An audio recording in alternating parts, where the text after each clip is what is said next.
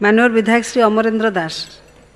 बाचस्पति महोदय, आज zero hour रे बहुत विभाग को टच करथिले मध्य गोटे सेंसिटिव विभाग रही जाइए टीपीसी ओडीएल, जोटा कि मु चाहिए 2 मिनिट समय देवाई गोटे घटना विषय आपको जनवाक चाहूँगी। आमर तो सीटी बारंबार अघोषित बिजुली काट हो मंत्री महोदय को से विषय अवगत करी।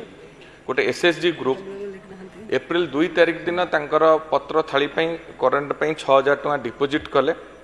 2 तारिख ठार 20-22 तारिख जाए दौड़े ऑफिस के आज करेन्ट अणा हे काली करेन्ट अणा हे जिते नहला तांकर किस्ती दवाई से करेन्ट आनी नेले एवं 25 तारिख दिन एनफोर्समेंट टीम जाए 129,000 टका फाइन कले एवं से जो मत आसी अवगत करैले मु विभागीय एसी एवं एक्जिक्यूटिव इंजीनियर एवं एसडीएम को अवगत कली। से कहले आमे पारिबो नै, एनफोर्समेंट टीम करिछि, आपण ऊपर जाई कहंतु।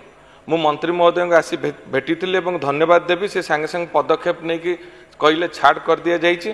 ता परदिन जो मुझे कहली जाइए ऑफिस रे देखा करंतु एवं करेन्ट नियंतु, जो ऑफिस गले पुणी कहले आउ 29,000 टका डिपोजिट करा पड़ो। गोटे एसएचजी ग्रुप प्रति को भली अन्याय विचार है।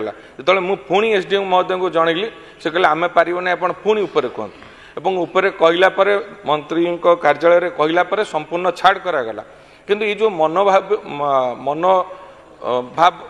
टीपीसी ओडीएल रही साधारण लोकों प्रति गरीब हिताधिकारी प्रति बारंबार जो हैरान हरकत करा जाउछि एवं तांको शोषण करा जाउछि, एथिप्रति मंत्री महोदय गुरुतर सहित विचार करिबे एवं रिपेयरिंग आଳରେ बारंबार करेन्ट काटिबा एवं तार गुराक बहु निम्न तलगामी हो जाइछि, जोटि कि लोक मैंने हैरान हरकत होउछन्ते एवं ट्रांसफॉर्मर गुराक बारंबार मु 4 थर एक उठे सारे मुकुला पड़ी, जोटि कि गोरु गाई मैंने एथिरे मृत्युर शिकार होउछन्ती, लोक मैंने आघात प्राप्त होउछन्ती।